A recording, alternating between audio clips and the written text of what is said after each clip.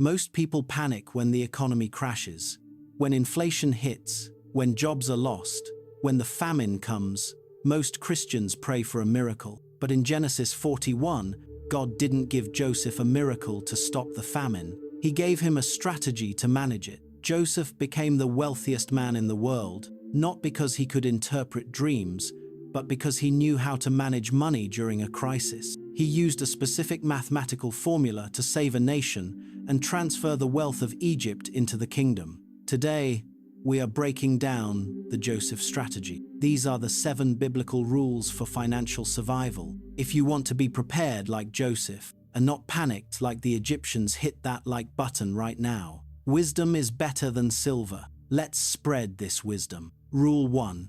Acknowledge the cycle. Rule number 1. Good times don't last forever. Joseph knew that the 7 years of plenty were strictly temporary. Most people spend money like the party will never end. They buy new cars, big houses, and max out credit cards during the boom. But Joseph knew winter is coming. You must treat your harvest season as preparation time, not party time. Rule 2. The 20% principle. This is the core of the strategy. Genesis 41-34. Joseph commanded Pharaoh to take 1/5, 20%, of the harvest during the good years and store it up. He didn't save everything, hoarding. He didn't spend everything, foolishness. He lived on 80% and saved 20%. If you are spending 100% of what you make, you are already losing. You need to live on less than you earn. Rule 3. Centralized storage.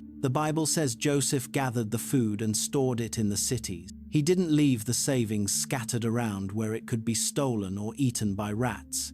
He secured it. Modern application. Do not keep your emergency fund in your checking account where you will accidentally spend it on pizza. Move it to a separate high-yield savings account. Make it hard to touch.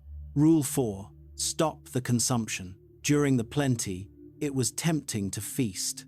But Joseph understood deferred gratification. He refused to eat the seed that was meant for the future.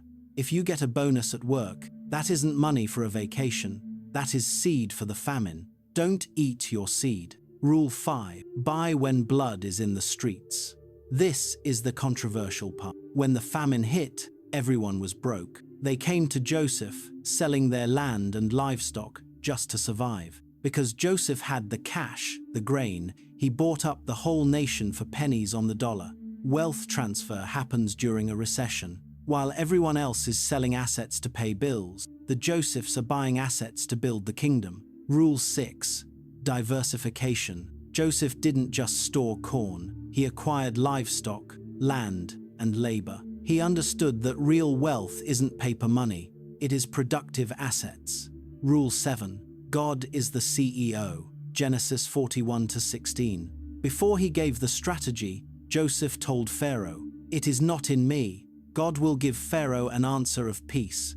Joseph never trusted his own math more than he trusted his God. The strategy works, but God provides the favor. I want to know who is ready to lead. Go to the comments and type, "I am a ruler." Stop acting like a victim of the economy. Start acting like a ruler of it. Let's review the Joseph strategy. 1. Expect the crash. Good times end. 2. Save 20%. The 1/5 rule. 3. Secure the bag. Separate your saving. 4. Buy assets. Wait for the dip, then buy. Now, you cannot save 20% if you are drowning in debt payments. Joseph didn't owe money to anyone. If you missed the truth about how debt is slavery, you need to watch this video right here. Get free, so you can start preparing. See you there.